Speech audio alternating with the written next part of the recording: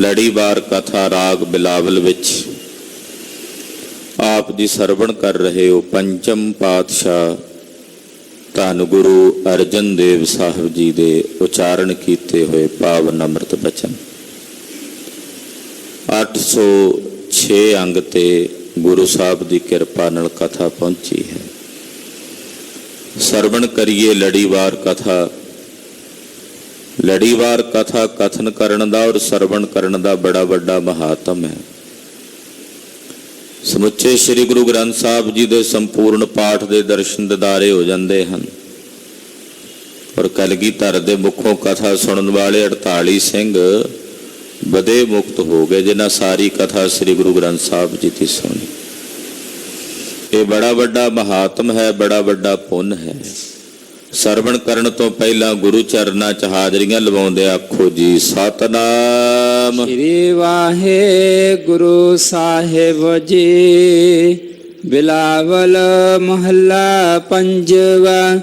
ਚਰਨ ਕਮਲ ਪ੍ਰਭ ਹਿਰਦੈ ਧਿਆਏ। ਰਾਗ ਬਿਲਾਵਲ ਹੈ। ਪੰਜਵੇਂ ਪਾਤਸ਼ਾਹ ਜੀ ਦੇ ਅੰਮ੍ਰਿਤ ਬਚਨ ਨੇ। ਬਿਲਾਵਲ ਖੁਸ਼ੀਆਂ ਦਾ ਰਾਗ ਹੈ, ਖੇੜਿਆਂ ਦਾ ਰਾਗ ਹੈ। ਬਿਲਾਵਲ ਦਾ ਮਤਲਬ ਹੀ ਹੈ ਆਨੰਦ,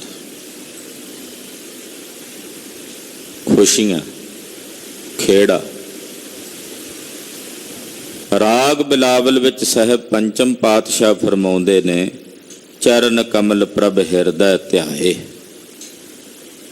ਮੈਂ ਆਪਣੇ ਪ੍ਰਭੂ ਜੀ ਦੇ ਚਰਨ ਕਮਲਾਂ ਨੂੰ ਆਪਣੇ ਹਿਰਦੇ ਵਿੱਚ ਧਿਆਉਂਦਾ ਹਾਂ,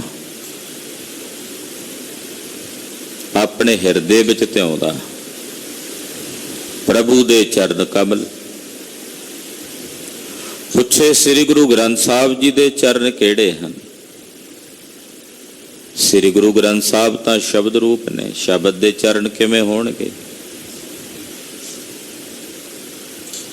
ਕਈ ਜਾਣਦੇ ਕਿ ਸ਼ਾਇਦ ਪਿਛਲੇ ਪਾਸਿਓਂ ਆ ਕੇ ਅਸੀਂ ਮੱਥਾ ਟੇਕਦੇ ਹਾਂ ਤੇ ਇਸ ਪਾਸੇ ਮਹਾਰਾਜ ਜੀ ਦੇ ਚਰਨ ਨੇ, ਤੇ ਜਿਹੜੇ ਸਾਹਮਣੇ ਉਹ ਸਨਮੁਖ ਹੋ ਕੇ ਮੱਥਾ ਟੇਕਦੇ ਆ, ਫਿਰ ਉਹਦਾ ਖੰਡਨ ਨਾ ਹੋਵੇਗਾ। ਸਤਿਗੁਰੂ ਜੀ ਸ਼ਬਦ ਰੂਪ ਨੇ, ਵਿਆਪਕ ਨੇ, ਤੇ ਜੇ ਵਿਆਪਕ ਨੇ ਤੇ ਫਿਰ ਉਹਨਾਂ ਦੇ ਚਰਨ ਕਿਵੇਂ ਹੋਏ?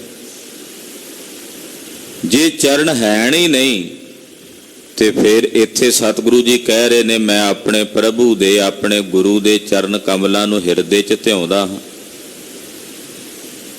ਫਿਰ ਕਿਹੜੇ ਚਰਨ ਨੇ ਜਿਨ੍ਹਾਂ ਨੂੰ ਸਤਿਗੁਰੂ ਜੀ ਕਹਿੰਦੇ ਮੈਂ ਹਿਰਦੇ 'ਚ ਧਿਆ ਰਿਹਾ? ਮੇਰੇ ਗੁਰੂ ਦੇ ਚਰਨ ਹਨ, ਮੇਰੇ ਗੁਰੂ ਵੱਲੋਂ ਦਿੱਤਾ ਹੋਇਆ ਅੰਮ੍ਰਿਤ ਨਾਮ। ਗੁਰ ਮੰਤਰ ਹੀ ਗੁਰੂ ਕੇ ਚਰਨ ਹਨ। ਵਾਹਿਗੁਰੂ ਗੁਰ ਮੰਤਰ ਹੈ, ਜਪ ਹਉ ਮੈਂ ਖੋਈ। ਇਹ ਜੋ ਪਾਵਨ ਗੁਰ ਮੰਤਰ ਸਤਿਗੁਰੂ ਜੀ ਨੇ ਆਪਣਿਆਂ ਸਿੱਖਾਂ ਨੂੰ, ਆਪਣਿਆਂ ਸੇਵਕਾਂ ਨੂੰ ਬਖਸ਼ਿਸ਼ ਕੀਤਾ ਹੈ, ਇਹ ਪਾਵਨ ਪਵਿੱਤਰ ਗੁਰ ਮੰਤਰ ਹੀ ਗੁਰਸਿੱਖਾਂ ਵਾਸਤੇ ਗੁਰੂ ਕੇ ਚਰਨ ਕਮਲ ਹਨ। ਸਤਿਗੁਰੂ ਜੀ ਦੇ ਚਰਨ ਕਮਲ ਹਨ। ਹਾਂਜੀ। ਰੋਗ ਗਏ ਸਗਲੇ ਸੁਖ ਪਾਏ। ਕਹਿੰਦੇ ਮੈਂ ਆਪਣੇ ਪ੍ਰਭੂ ਦੇ ਚਰਨ ਕਮਲਾਂ ਨੂੰ ਆਪਣੇ ਹਿਰਦੇ ਵਿੱਚ ਧਿਆਉਂਦਾ ਹਾਂ ਔਰ ਮੇਰੇ ਸਾਰੇ ਰੋਗ, ਕਾਮ, ਕ੍ਰੋਧ, ਲੋਭ, ਮੋਹ, ਹੰਕਾਰ, ਈਰਖਾ, ਬਖੀਲੀ, ਦਵੈਸ਼, ਨਿੰਦਾ, ਚੁਗਲੀ, ਇਹ ਸਭ ਰੋਗ ਹੀ ਨੇ।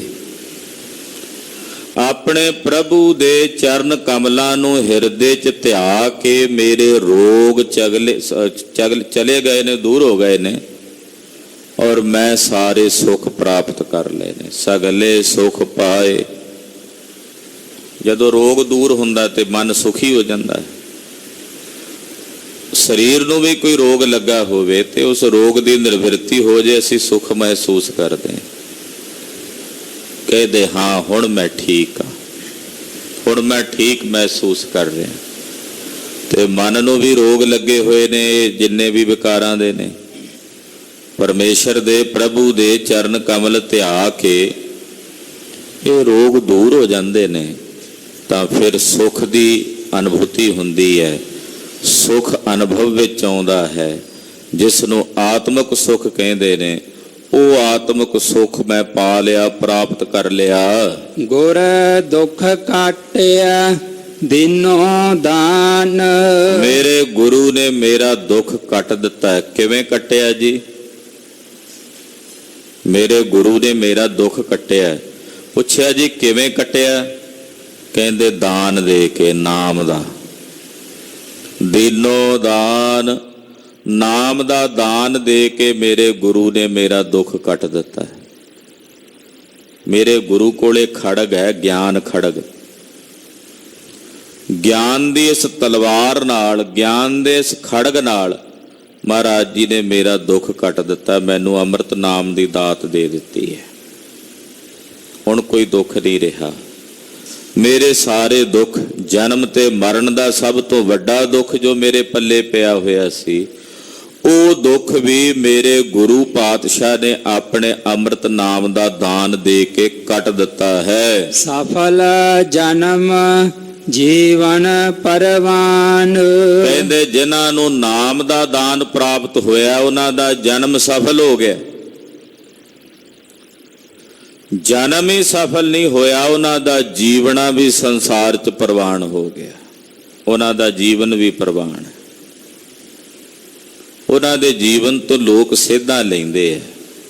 ਉਹਨਾਂ ਦੇ ਜੀਵਨ ਲੋਕਾਂ ਲਈ ਪ੍ਰੇਰਨਾ ਬਣ ਜਾਂਦੇ ਆ ਕਿ ਭਾਈ ਨਿਰੰਕਾਰ ਵਾਹਿਗੁਰੂ ਪਾਰ ਬ੍ਰਹਮ ਪਰਮੇਸ਼ਰ ਦਾ ਸਿਮਰਨ ਕਰੋ, ਉਸ ਨੂੰ ਚੇਤੇ 'ਚ ਰੱਖੋ, ਤਾਂ ਤੁਹਾਡਾ ਜੀਵਨ ਸੁਖਮਈ ਬਤੀਤ ਹੋਵੇਗਾ। ਫਿਰ ਉਹਨਾਂ ਦਾ ਜੀਵਨ ਵੀ ਪ੍ਰਵਾਨ ਹੈ। ਰਹਾਉ ਅਕਥ ਕਥਾ ਅੰਮ੍ਰਿਤ ਪ੍ਰਭ ਬਾਣੀ। ਮੇਰੇ ਪ੍ਰਭੂ ਦੀ ਜਿਹੜੀ ਕਥਾ ਹੈ ਨਾ, ਉਹ ਅਕਥ ਹੈ। ਜੇ ਉਹ ਕਥਨ ਵਿੱਚ ਆ ਜਾਏ ਤੇ ਫਿਰ ਉਹ ਕਥਾਕਾਰ ਤੋਂ ਵੱਡਾ ਥੋੜੀ ਹੋਇਆ। ਜੋ ਕਥਾਕਾਰ ਦੇ ਕਥਨ ਵਿੱਚ ਆ ਗਿਆ ਤਾਂ ਫਿਰ ਉਸ ਕਥਾਕਾਰ ਤੋਂ ਵੱਡਾ ਨਾ ਹੋਇਆ। ਅਕਥ ਹੈ। ਮੇਰੇ ਪ੍ਰਭੂ ਦੀ ਕਥਾ ਅਕਥ ਹੈ। ਔਰ ਜੋ ਅੰਮ੍ਰਿਤ ਬਾਣੀ ਉਸ ਕਥਾ ਨੂੰ ਕਥਨ ਕਰਨ ਵਾਲੀ ਹੈ, ਉਹ ਅੰਮ੍ਰਿਤ ਰੂਪ ਹੈ, ਅੰਮ੍ਰਿਤ ਬਾਣੀ। ਕਥਨ ਵਿੱਚ ਨਹੀਂ ਆਉਂਦੀ ਉਹਦੀ ਕਥਾ, ਪਰ ਫਿਰ ਵੀ ਕਥੀ ਜਾਂਦੀ ਹੈ। ਫਿਰ ਵੀ ਮਹਾਂਪੁਰਸ਼ਾਂ ਵੱਲੋਂ, ਸਤਿਗੁਰਾਂ ਵੱਲੋਂ ਕਥੀ ਗਈ ਹੈ।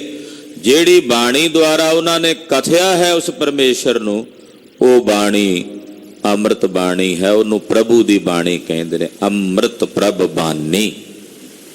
ਇਹ ਬਾਣੀ ਅੰਮ੍ਰਿਤ ਰੂਪ ਹੈ, ਜੋ ਉਸ ਅਕਾਲ ਪੁਰਖ ਪਰਮੇਸ਼ਰ ਦੀ ਅਕਥ ਕਥਾ ਨੂੰ ਕਥਨ ਕਰ ਰਹੀ ਹੈ। ਕਹੋ ਨਾਨਕ ਜਪ ਜੀਵੇ ਗਿਆਨੀ। ਧੰਨ ਸ਼੍ਰੀ ਗੁਰੂ ਅਰਜਨ ਦੇਵ ਸਾਹਿਬ ਜੀ ਫਰਮਾਉਂਦੇ ਨੇ, ਐਸੀ ਅੰਮ੍ਰਿਤ ਬਾਣੀ ਨੂੰ ਜਪ ਜਪ ਕੇ ਹੀ ਗਿਆਨੀ ਜੀਵਦੇ ਨੇ। ਜਪ ਜੀਵੇ ਗਿਆਨੀ, ਜਿਹੜੇ ਗਿਆਨਵਾਨ ਗਿਆਨੀ ਨੇ, ਉਹ ਐਸੀ ਅੰਮ੍ਰਿਤ ਬਾਣੀ ਨੂੰ ਜਪ ਕੇ ਜੀਵਦੇ ਨੇ। ਐਸੇ ਵਾਹਿਗੁਰੂ ਜੀ ਦੇ ਅੰਮ੍ਰਿਤ ਨਾਮ ਨੂੰ ਜਪ ਜਪ ਕੇ ਜੀਵਦੇ ਹਨ। ਬਿਲਾਵਲ ਮਹੱਲਾ ਪੰਜਵਾ। ਹੁਣ ਪੂਰੇ ਗੁਰੂ ਦੀ ਵਡਿਆਈ ਕਰਦੇ ਆ ਪੰਜਵੇਂ ਪਾਤਸ਼ਾਹ ਰਾਗ ਬਿਲਾਵਲ ਵਿੱਚ। ਸ਼ਾਂਤ ਪਾਏ ਗੁਰ ਸਤ ਗੁਰ ਪੂਰੇ। ਮੇਰੇ ਪੂਰੇ ਸਤਿਗੁਰਾਂ ਨੇ ਮੇਰੇ ਅੰਦਰ ਸ਼ਾਂਤੀ ਪਾ ਦਿੱਤੀ ਹੈ। ਆਪਣੇ ਸੇਵਕ ਦੇ ਹਿਰਦੇ 'ਚ ਸ਼ਾਂਤੀ ਪ੍ਰਦਾਨ ਕਰ ਦਿੱਤੀ ਹੈ ਮੇਰੇ ਪੂਰੇ ਗੁਰੂ ਨੇ। ਮੇਰੇ ਸਤਿਗੁਰੂ ਪੂਰੇ ਨੇ, ਹਿਰਦਾ ਸ਼ਾਂਤ ਕਰ ਦਿੱਤਾ ਹੈ। ਸ਼ਾਂਤ ਪਾਈ, ਹਿਰਦਾ ਸ਼ਾਂਤ ਕਰ ਦਿੱਤਾ ਸਤਿਗੁਰੂ ਜੀ ਨੇ, ਮਨ ਸ਼ਾਂਤ ਕਰ ਦਿੱਤਾ ਹੈ। ਕਲਗੀਧਰ ਸਾਹਿਬੇ ਕਮਾਲ ਸ੍ਰੀ ਗੁਰੂ ਗੋਬਿੰਦ ਸਿੰਘ ਸਾਹਿਬ ਜੀ ਮਹਾਰਾਜ ਮਥੁਰਾ ਪਹੁੰਚੇ। ਬਾਂਦਰ ਬੜੇ ਸਨ ਉੱਥੇ। ਇੱਕ ਸਿੰਘ ਦੀ ਢਾਲ ਚੁੱਕ ਕੇ ਲੈ ਗਿਆ ਬਾਂਦਰ, ਤੇ ਦਰਖਤ ਤੇ ਜਾ ਚੜਿਆ। ਸਿੰਘ ਪਿੱਛੇ ਪਿੱਛੇ, ਬਾਂਦਰ ਕਿੱਥੇ ਕਾਬੂ ਆਵੇ। ਬੰਦੂਕ ਲੈ ਕੇ ਗੋਲੀ ਮਾਰਨ ਲੱਗੇ। ਸਤਿਗੁਰਾਂ ਆਖਿਆ, ਨਾ ਭਾਈ, ਨਾ ਮਾਰੋ। ਉਹਨਾਂ ਦਾ ਸੁਭਾਅ ਐਸਾ ਹੈ, ਬਾਂਦਰ ਦਾ ਚੰਚਲ ਸੁਭਾਅ ਹੈ, ਅਸ਼ਾਂਤ ਰਹਿੰਦੇ ਹਨ। ਚਲਦਾ ਚਲਦਾ ਸਤਿਗੁਰੂ ਜੀ ਦੇ ਇਸ਼ਾਰਾ ਪ੍ਰਾਪਤ ਕਰਦਿਆਂ ਮਹਾਰਾਜ ਜੀ ਕੋਲ ਆਇਆ। ਗੁਰਦੇਵ ਜੀ ਦੇ ਹੱਥਾਂ ਵਿੱਚੋਂ ਸੀਤ ਪ੍ਰਸ਼ਾਦ ਲਿਆ, ਛਕਿਆ। ਜੋ ਪਹਿਲਾਂ ਭੱਜਿਆ ਫਿਰਦਾ ਸੀ ਅਡੋਲ ਹੋ ਕੇ ਮਹਾਰਾਜ ਜੀ ਦੇ ਚਰਨਾਂ 'ਚ ਬਹਿ ਗਿਆ। ਇਹ ਸਾਖੀ ਪ੍ਰਮਾਣ ਸਿਧਾਂਤ ਕੀ ਬਖਸ਼ਦੀ ਹੈ।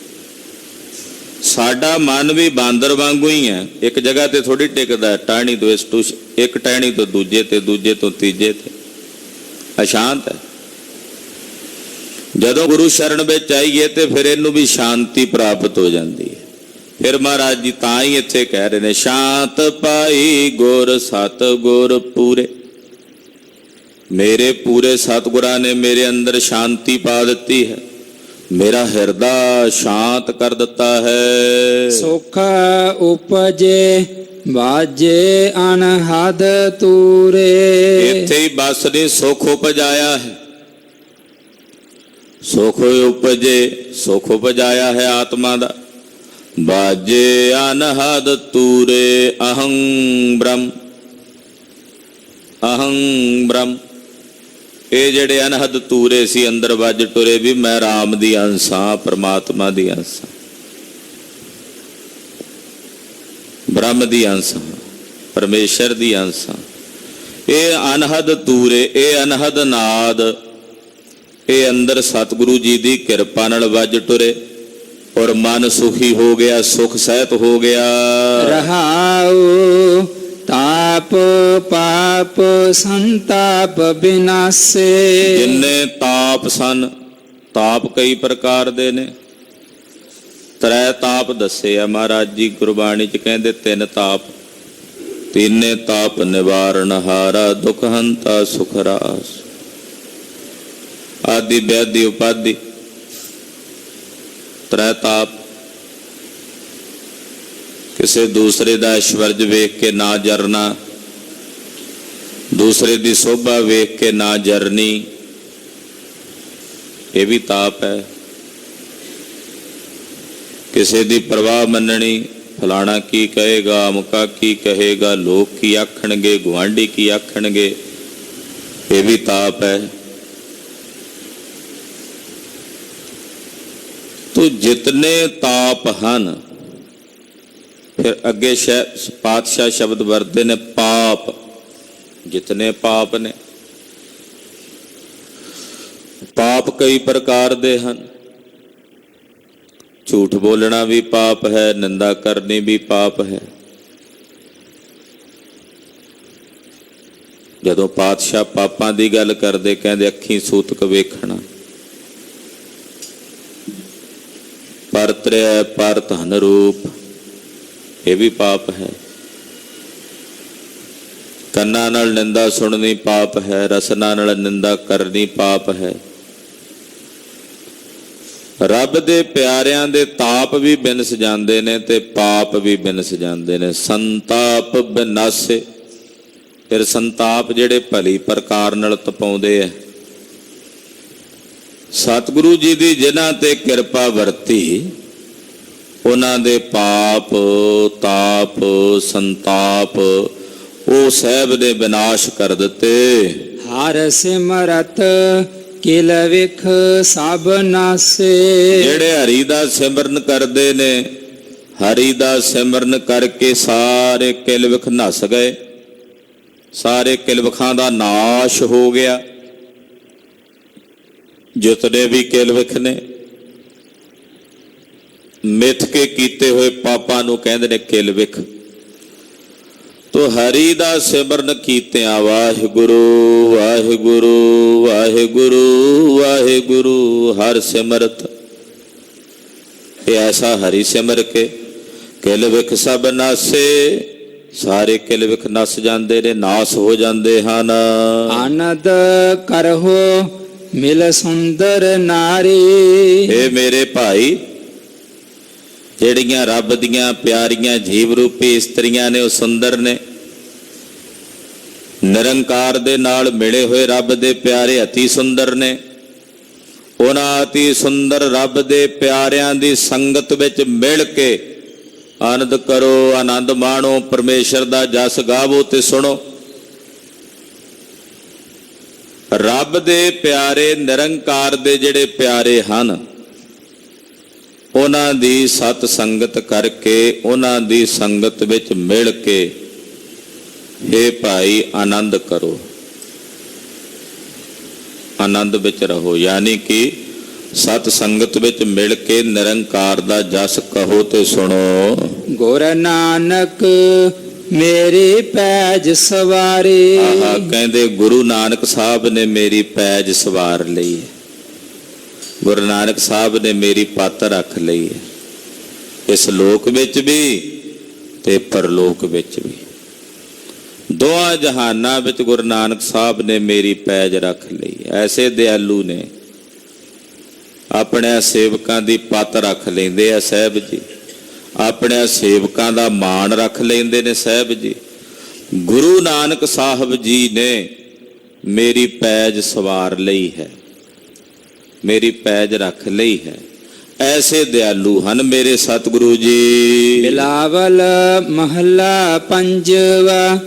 ਮਮਤਾ ਮੋਹ ਧਰੋਹ ਮਦ ਮਾਤਾ, ਬੰਧਨ ਬਾਂਧਿਆ ਅਤ ਬਿਕਰਾਲ। ਰਾਗ ਬਿਲਾਵਲ ਵਿੱਚ ਸਾਹਿਬ ਪੰਜਵੇਂ ਪਾਤਸ਼ਾਹ ਫਰਮਾਉਂਦੇ ਨੇ, ਮਮਤਾ ਮੋਹ, ਮਮਤਾ ਹੋਣੀ ਵੀ ਇਹ ਮੇਰੀ ਵਸਤੂ ਹੈ, ਮੋਹ ਦੇ ਬਿਨਾ ਮੈਂ ਰਹਿ ਨਹੀਂ ਸਕਦਾ। ਮਮਤਾ ਤੇ ਮੋਹ ਇਹਨੂੰ ਕਹਿੰਦੇ ਆ ਨਾ। ਮਮਤਾ ਦਾ ਮਤਲਬ ਆ ਮੇਰੀ ਹੈ ਜੀ, ਆ ਵਸਤੂ ਮੇਰੀ, ਆ ਪਦਾਰਥ ਮੇਰਾ।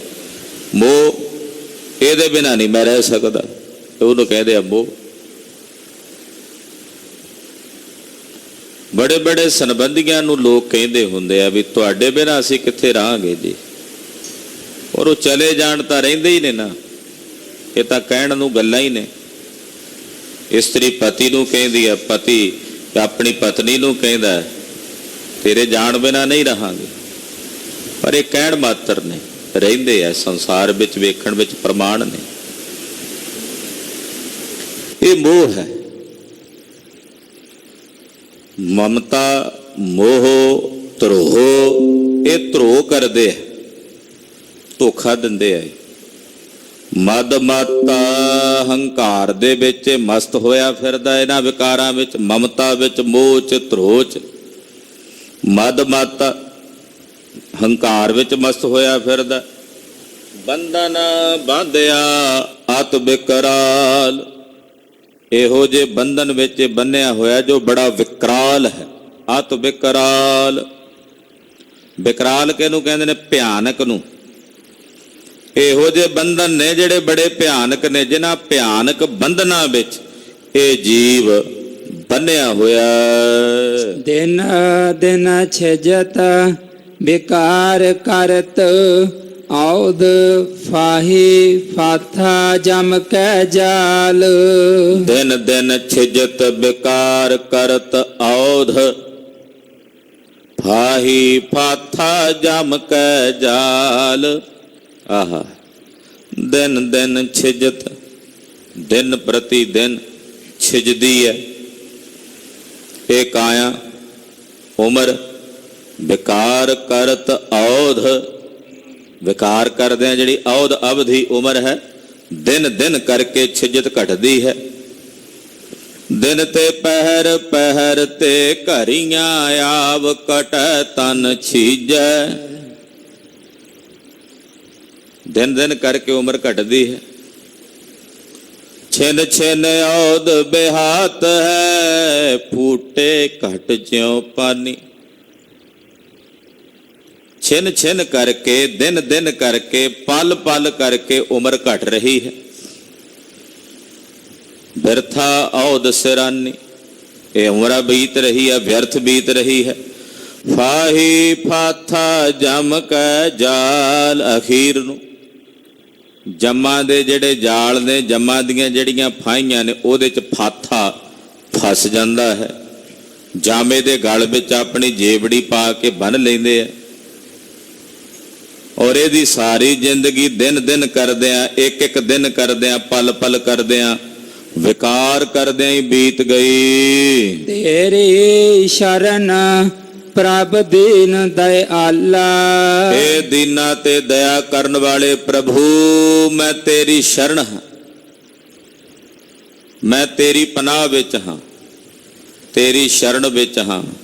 ਹੇ ਦੀਨਾਂ ਤੇ ਦਇਆ ਕਰਨ ਵਾਲੇ ਦਿਆਲ ਰੱਬ ਜੀ, ਦਿਆਲ ਪ੍ਰਭੂ ਜੀ, ਮੈਂ ਤੇਰੀ ਸ਼ਰਨ ਹਾਂ, ਤੇਰੀ ਪਨਾਹ ਵਿੱਚ ਹਾਂ। ਮਹਾ ਬੇਖਮ ਸਾਗਰ ਅਤ ਭਾਰੇ, ਉਧਰ ਹੋ ਸਾਧੂ ਸੰਗ ਰਵਾਲਾ। ਇਹ ਜਿਹੜਾ ਸੰਸਾਰ ਹੈ ਨਾ, ਇਹ ਮਹਾ ਬਿਖਮ ਸਾਗਰ ਕਿਹਾ ਮਹਾਰਾਜ। ਬਿਖਮ ਕਹਿੰਦੇ ਨੇ ਔਖੇ ਨੂੰ, ਕਠਨ ਨੂੰ। ਇਸ ਨੂੰ ਤਰਨਾ ਬੜਾ ਔਖਾ ਹੈ।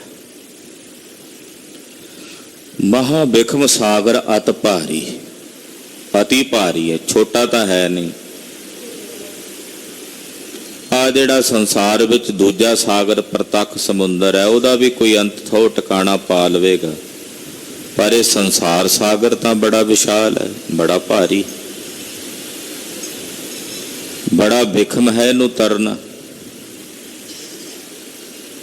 ਪੁੱਛਿਆ ਇੰਨਾ ਬਿਖਮ ਹੈ ਤੇ ਫਿਰ ਕਿਵੇਂ ਤਰੀਦਾ? ਕਹਿੰਦੇ ਸਾਧੂਆਂ ਦੀ ਸੰਗਤ ਦੇ ਵਿੱਚ ਜਾ ਕੇ ਉਹਨਾਂ ਦੇ ਚਰਨਾਂ ਦੀ ਧੂੜੀ ਲਵੋ ਤੇ ਫਿਰ ਇਹ ਸੰਸਾਰ ਤੋਂ ਉਧਰ ਜਾਈਦਾ। ਕਲਗੀਧਰ ਸਾਹਿਬ ਸ੍ਰੀ ਗੁਰੂ ਗੋਬਿੰਦ ਸਿੰਘ ਸਾਹਿਬ ਜੀ ਆਪਣੀ ਬਾਣੀ ਸਰਬਲੋ ਪ੍ਰਕਾਸ਼ ਗ੍ਰੰਥ ਵਿੱਚ ਲਿਖਦੇ, ਕਹਿੰਦੇ ਗਊ ਲੰਘ ਕੇ ਗਈ ਕੱਚੇ ਰਸਤੇ ਚੋਂ, ਗਊ ਦਾ ਖੁਰ ਪੈਰ ਮਿੱਟੀ ਵਿੱਚ ਧਸਿਆ, ਉਹ ਗੁਜ਼ਰ ਗਈ। ਹੁਣ ਉਹ ਜਿਹੜਾ ਡੂੰਗਾ ਉਹਦੇ ਪੈਰ ਦੇ ਨਾਲ, ਖੁਰ ਦੇ ਨਾਲ ਪੈੜ ਬਣੀ, ਉਹਨੂੰ ਕਹਿੰਦੇ ਆ ਗੋ ਖੁਰ। ਉਹਦੇ ਚ ਪਾਣੀ ਭਰ ਜਾਂਦਾ। ਜਦੋਂ ਉਹਦੇ ਚ ਪਾਣੀ ਭਰ ਗਿਆ, ਉਸੇ ਗੋਖੁਰ ਦੇ ਵਿੱਚ ਭਰੇ ਹੋਏ ਪਾਣੀ ਦੇ ਇੱਕ ਪਾਸੇ ਕੀੜੀ ਆ ਪਹੁੰਚੀ, ਉਹਨੇ ਉਹਨੂੰ ਪਾਰ ਕਰਨਾ। ਹੁਣ ਉਹ ਕੀੜੀ ਲਈ ਤਾਂ ਬੜਾ ਵੱਡਾ ਸਮੁੰਦਰ ਹੈ, ਉਹਦੇ ਲਈ ਉਹ ਤਰਨਾ। ਗਊ ਦਾ ਪੈਰ ਕਿੰਨਾ? 3-4 ਇੰਚ 5 ਇੰਚ ਦਾ, ਪਰ ਉਹਦੇ ਲਈ ਬੜਾ ਵੱਡਾ ਅਥਾਹ ਸਮੁੰਦਰ ਹੈ। ਕੀੜੀ ਨੂੰ ਤਰਨਾ ਬੜਾ ਔਖਾ, ਨਹੀਂ ਤਰ ਸਕਦੀ। ਭਾਵੇਂ ਛੋਟਾ ਕੀੜੀ ਫਿਰ ਵੀ ਨਹੀਂ ਤਰ ਸਕਦੀ। ਕੀੜੀ ਲਈ ਤਰਨਾ ਬੜਾ ਮੁਸ਼ਕਲ ਹੈ, ਬੜਾ ਔਖਾ। ਕੀੜੀ ਉੱਥੇ ਖੜੀ ਵੇਖਦੀ ਰਹੀ, ਕਦੋਂ ਤਰਾਂ ਇਹਨੂੰ, ਕਿਵੇਂ ਤਰਾਂ, ਬੜਾ ਔਖਾ ਤਰਨਾ। ਲਾਗਿਓਂ ਕੋਈ ਵਿਅਕਤੀ ਲੰਘਿਆ ਜਾਂਦਾ ਸੀ, ਉਹਨੇ ਇੱਕ ਪੈਰ ਦੀ ਪਲਾਂਘ ਪੁੱਟੀ, ਇੱਕੋ ਕਦਮ ਦੇ ਵਿੱਚ ਟਪਾਰ ਕਰਕੇ ਪਰਲੇ ਪਾਸੇ ਚਲਾ ਗਿਆ। ਉਹਦੇ ਲਈ ਤਾਂ ਔਖਾ ਨਹੀਂ ਸੀ ਨਾ। ਕਹਿੰਦੇ ਜਿਹੜੇ ਰੱਬ ਦੇ ਪਿਆਰੇ ਨੇ ਨਾ, ਉਹਨਾਂ ਵਾਸਤੇ ਵੀ ਇਹ ਸੰਸਾਰ ਇੱਕ ਗੋਖੁਰ ਦੇ ਵਾਂਗੂ ਹੈ, ਪਲਾਂਘ ਪੁੱਟਦੇ ਆ, ਪਾਰਲੇ ਪਾਸੇ ਜਾ ਲੰਘਦੇ ਆ। ਪਰ ਉਹਨਾਂ ਲਈ ਇਹ ਤਾਂ ਸੰਭਵ ਹੁੰਦਾ ਹੈ ਜਦੋਂ ਸਤਿਪੁਰਸ਼ਾਂ ਸਾਧੂਆਂ ਦੀ ਸੰਗਤ ਕਰਦੇ ਆ। ਉਧਰ ਹੋ ਸਾਧੂ ਸੰਗ ਰਵਾਲਾ। ਭਾਈ ਇਹ ਮਹਾਬਿਖਮ ਸਾਗਰ ਅਤੀ ਭਾਰੀ ਹੈ, ਇਹਨੂੰ ਤਰਨਾ ਔਖਾ ਹੈ, ਪਰ ਜਦੋਂ ਤੁਸੀਂ ਸਾਧੂਆਂ ਦੀ ਸੰਗਤ ਵਿੱਚ ਜਾਓਗੇ, ਉਹਨਾਂ ਦੇ ਚਰਨ ਧੂੜੀ ਦੇ ਰੰਗ ਨੂੰ ਮਾਣੋਗੇ, ਤਾਂ ਫਿਰ ਇਹਨੂੰ ਤਰ ਜਾਓਗੇ, ਇਸ ਭਵ ਸਾਗਰ ਤੋਂ ਉਧਰ ਜਾਓਗੇ। ਰਹਾਉ ਪ੍ਰਭ ਸੁਖ ਦਾਤੇ ਸਮਰੱਥ ਸੁਆਮੀ, ਜਿਉ ਪਿੰਡ ਸਭ ਤੁਮਰਾ ਮਾਲ। हे प्रभु तू सुखां दा दाता है, तू समर्थ सुआमी है, तू जियो पिंड। आ मेरे शरीर विच चल रही जीवन सत्ता, जीवन रौं ते आ जिहड़ा बाहरला पिंड शरीर है, हे प्रभु ये सारा तेरा माल है, सब तुमरा माल। जो कुछ भी है मेरे कोल, जियो पिंड, रास, धन, पूंजी, सब महाराज तुहाडा है, मेरा मुझ में किछ नहीं। पातशाह मेरा मेरे विच कुछ भी नहीं है, तेरा ही है। सब कुछ तेरा है। जियो पिंड सब तुमरा माल। ये जियो जदों चित करे तू कढ़ लेना, जदों चित करे भेज देना। ये पिंड शरीर भी तेरा सिरजिया महाराज तेरा है। इस शरीर नाल जुड़ी हर शै, हर वस्तु, हर पदार्थ हे प्रभु वो तेरा ही है। भ्रम के बंधन काटो परमेश्वर, नानक के प्रभ सदा किरपाल। हे मेरे पार ब्रह्म परमेश्वर जी, मेरे भरम दे बंधन कट दियो। भरम दे बंधन कटन हार मेरे पार ब्रह्म परमेश्वर जी, मेरे भी भरम दे बंधन कट दियो, मार दियो। महाराज जी तुसी तां सदा ही किरपालू हो मेरे साहब जी, सदा ही किरपा दे घर विच आके किरपा करदे हो। सदा किरपाल, सदा ही किरपाल हो, सदा ही दया दे घर विच आउंदे हो, सदा ही रहमत दे घर विच आउंदे हो। महाराज ऐसे कृपालु हो, ऐसी दया करदे हो। ये पावन अमृत बचन साहिब पंचम गुरुदेव जगत गुरु श्री गुरु अर्जन देव साहब जी महाराज जी ने उच्चारण करके सानू सारियां नू कलयुगी जीवां नू उपदेश बख्शिश कीता है। सतगुरु जी कृपा करने पावन पवित्र गुरबाणी, गुरबाणी दे विचार साडे सारियां दे हिरदियां विच वस जावे। होईयां भुल्लां चुक्कां दी खिमा करनी, अरदास करनी कि सतगुरु जी अगां वास्ते सदबुद्धि ते समत प्रदान करन। सतगुरु जी दया करके समत प्रदान करन। साध संगत जी बेनती है कि कल 9 तरीक दिन शनिवार शाम नूं 7 तो 10 बजे तक गुरुद्वारा श्री मोती बाग साहब विखे गुरमत समागम करवाए जा रहे ने।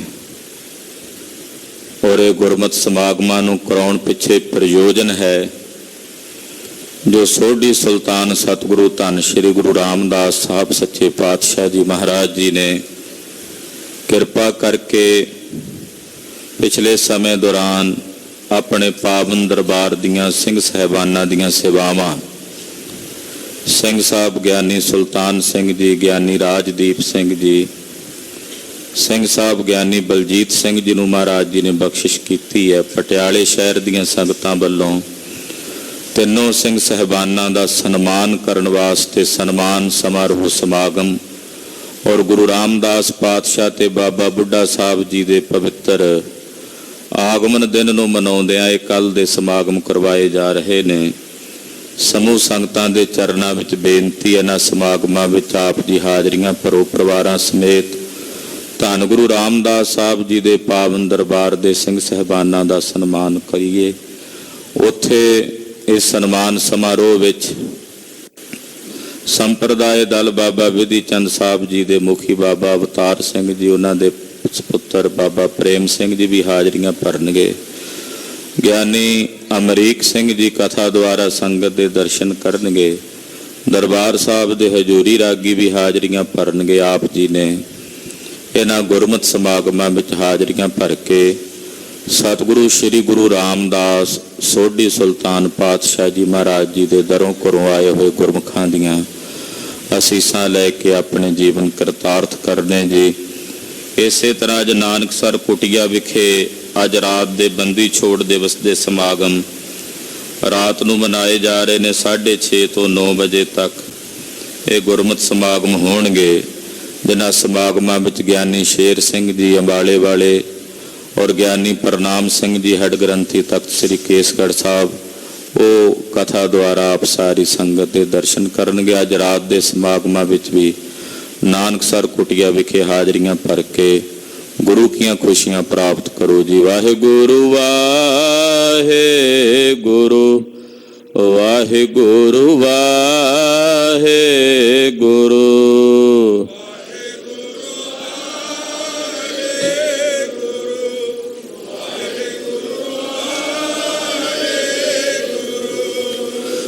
ਵਾਹਿਗੁਰੂ ਵਾਹਿਗੁਰੂ ਵਾਹਿਗੁਰੂ ਵਾਹਿਗੁਰੂ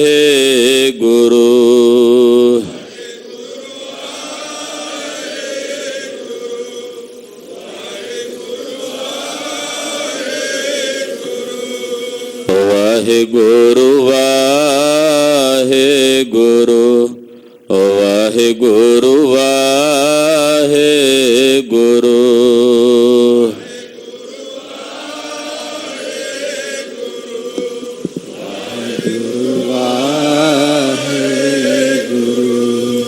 ਵਾਹਿਗੁਰੂ ਜੀ ਕਾ ਖਾਲਸਾ ਵਾਹਿਗੁਰੂ ਜੀ ਕੀ ਫਤਿਹ।